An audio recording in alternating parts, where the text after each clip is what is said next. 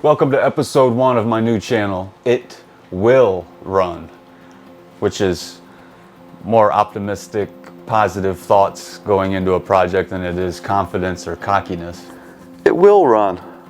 I hope to bring you in on some projects, maybe even my Monday through Friday work life, things that I fix in people's homes, but mainly the first year is going to be a big project, which is my daily driver. When my daughter turns 16, rather than try to find a way to, we have a one-car driveway with a two-car garage, which doesn't sound right, but it's true. So rather than try to figure out how to fit another car in our driveway, I just gave her my car. And then when she went to college, she took my car. So I've been without a personal vehicle. I have my work van, of course, which I bring home every night, my fiance's car, and my motorcycle. I'd like to go on some pretty big road trips here in the next couple of years, and I thought it was time. I've been looking at vehicles for 6 years and thought about getting a minivan and making it what I'd like it to be. But I did realize the last couple years that I had my car, when we went on vacations, about an hour in, my back was on fire. And I didn't know why. I kept trying to add pillows. I would change the seat adjustment every 15 minutes. It's just like a pain that I just could not get away from. But yet in my work van, you know, I drive 200 to 400 miles a week in my van and I'd never feel nothing. And so I started paying attention, and anytime I drove in my car, that's what it was. Basically, I'm putting all my weight right on my tailbone. Anything where I sit back the least amount or you're sitting low in it somewhat doesn't work for me. So then I just narrowed, I just said I need a van. But I've always been a van man, basically my whole life. I might have been conceived in a van. Growing up, anytime I left the state of Ohio, it was in a van. My dad's orange van, his 40 Econoline. And I went with him when he bought it back in like 1981, 82. It was just an orange cargo van. All it had in it was a spare tire in the back.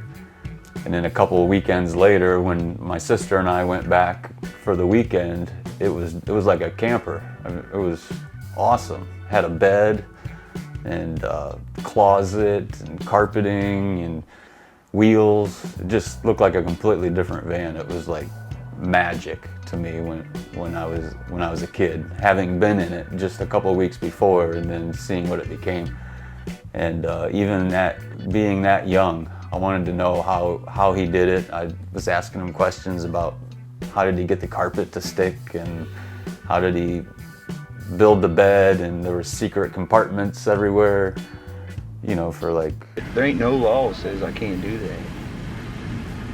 I'm inside the vehicle. I'm not outside the vehicle. Please, we'll issue you a citation. For what? Letting him drive on the outside of a motor vehicle. I wasn't on the outside of the vehicle.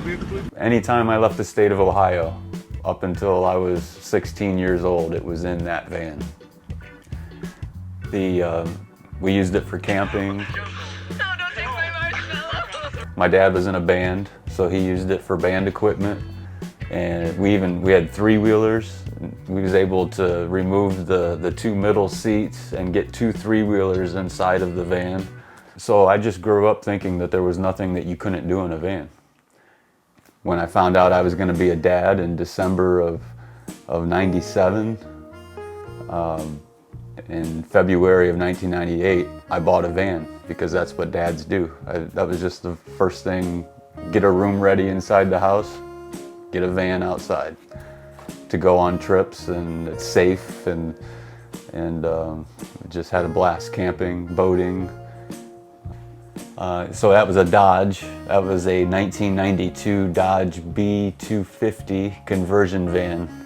And that thing was great to us. It never needed anything. I think I bought it with 60,000 miles on it. I got a deal This was kind of the first point that I realized that conversion vans weren't viewed the same anymore by America. I went to the dealership and I was actually looking at a sedan, and I see this blue van in the parking lot, and I was like, man, I wish I could afford that. And the salesperson said, that van's less than the car that you're looking at. And I was like, no way, what's wrong with it? There's gotta be something wrong with it. And he said, no, nothing's wrong with it. He said, look at it. And I said, oh, gas prices, and it's winter. It was winter. It was like January. And there was snow on the ground. And so my first thought was, oh, people are afraid to drive vans in the snow, so they're having a hard time selling it. And that's not what he was saying. He was saying, look at it. It's a big blue box. It's ugly. But in my eyes, that thing was freaking glowing. It was like a blue torch sitting over there. So I just forgot it. I was like, yeah, you can put that car back wherever it was. Go get the keys for that. So, and I remember as soon as you opened the doors, not only did it have dome lights, but it had track lighting back behind over the valances around the windows. That thing was so high, it was basically like getting in a limousine. I said, I will take it. So that van was really good to me. But in 2010, I lost my job, and I had to start bringing my new job. I had to start bringing my work van home every night.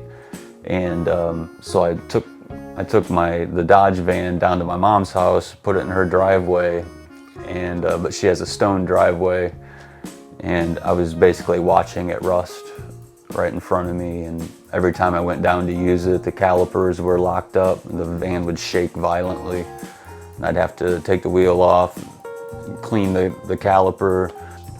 It was really hard to see, so I sold it, and I sold it way too cheap. Sold it for like $800 or something.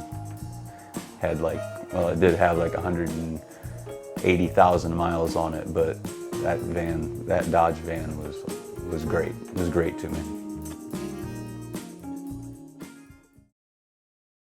I need something just like my work van. I want to sit in it. I even want the same exact seat that I have in my work van. But I also want the cruise control, I want power windows, I want power locks, I want power mirrors, I want good headlights. I know that sounds like stupid things, but all of it. I want my work van basically in a more fuel efficient, smaller version. So I started looking at Dodge vans, the shorty versions, because they made those all the way into the 2000s. Then I discovered Facebook Marketplace, and I'm a fan. So I started searching every day. When I got home from work, before I started dinner, I would get on Marketplace and just do a search in a different area. Do Tucson, do like Louisiana, do the Carolinas, Florida, Michigan. I would always, start with warm climates, so they're not all rusted out. But every once in a while, you find one that somebody in Michigan brought from Arizona or brought from California, or they had it brought on a truck, own it for a couple of years, and then they sell it. So I was checking all over the place. And then, on what appeared to be a meaningless Wednesday evening, I stumbled upon an old love. A former crush, rather. Long time ago, in Ohio, up in the snow, they built a van I love, made a beast of nature named Econo. That second generation, please, I want it so bad, I need to scream.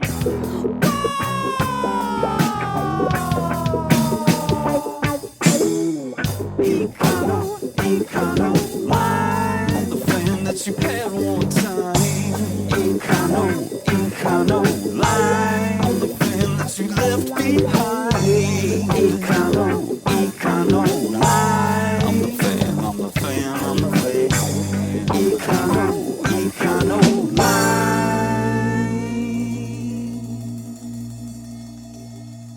Yeah. In 1991, when I was 13 years old, my uncle returned to Ohio after living on the West Coast for what seemed like 15 years, but was probably actually more like 6 or 8 years. And he was driving a blue 69 Ford Econoline. The way I remember it, it was like, "Hey Uncle B, it's been a long time, how are you? How much did you pay for the van? Will you sell it to me?"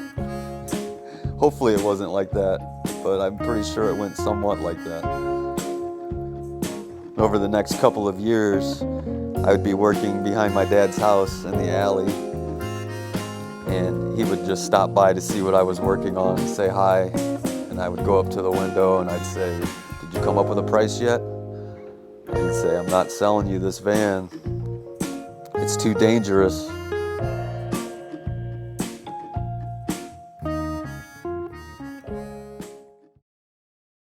The first one that was a deal was a 69 in South Dakota, but it had no engine. I don't even think it had a steering wheel or steering column. It was basically just a box. I was gonna buy it dirt cheap and either go drive out, like rent a U-Haul and a U-Haul trailer, drive out there and then bring it back. And I think that was gonna cost me like $1,200 if I did it that way. And then so I started looking into shipping networks, seeing what it would cost to have it brought on a semi, and that was about the same price, right around $1,100. But the seller started to talk me out of it. I don't think he wanted a semi on his property. It was going to be hard to load it on a trailer. He was going to have to get it out of the brush, and he started sending me more pictures, saying like, "Hey, I don't think you want to pay to have this thing delivered. It's going to be rough to get this thing back on the road." I had saved one in North Carolina, and I just kept going back to it, and then I'd try to find something better, and then I'd go back to that one. And the guy, I had sent him a message like 2 weeks before, and he wasn't replying, and I started wondering, like, man, does he even still have this thing? Did he not remove it, the listing? But it wasn't rust-free, and it had a window, kind of a weird window configuration that I wasn't happy about. And he had put an HEI distributor in it. I figured that there was a good chance I'd be pulling that engine out of the van anyways. And so it only really just had to get me home. But he had just put that money into it, is my point. He put an HEI distributor in it. He put a rebuilt carburetor on it. And it just seems like all the improvements that he did do were all things that I'm probably going to be removing anyways. So I hated paying for that. The van was $1,000 more than what I wanted to pay for my donor vehicle, basically. Something that I knew I was going to be tearing down and rebuilding. So I was trying to find something nice enough to get me home, but crappy enough to where I could afford it and I wouldn't be undoing things that somebody had already done. Like somebody already started it in a direction that I didn't want to go in, then it was a waste of money. It took me months and months. In fact, I rented a vehicle and went down there the first week of December of 2022. I rented a vehicle, drove down there. I was supposed to return the vehicle the next day in his town, buy the van and drive the van back. And we were on our way to sign the title over, and the van was bump steering. It was all over the road. It was, one brake was pulling the van over. It had a high idle, which made the whole stopping situation even worse. And then if you put it in neutral, it would start to run away. But we got halfway down the road to sign the title over, and I just turned around and said, I'm not buying it. I'm worried about getting home in this thing. So I turned around and I brought the rental car right back again. Just got right back on the road and drove 10 hours back home again. But then didn't find anything better the next few months. Didn't find anything that I wanted more or a better price. And started thinking, man, I used to drive some pretty bad stuff, some pretty dangerous stuff back in the 90s. Can't believe I bailed on that. Started kind of thinking I was being kind of wimpy about it.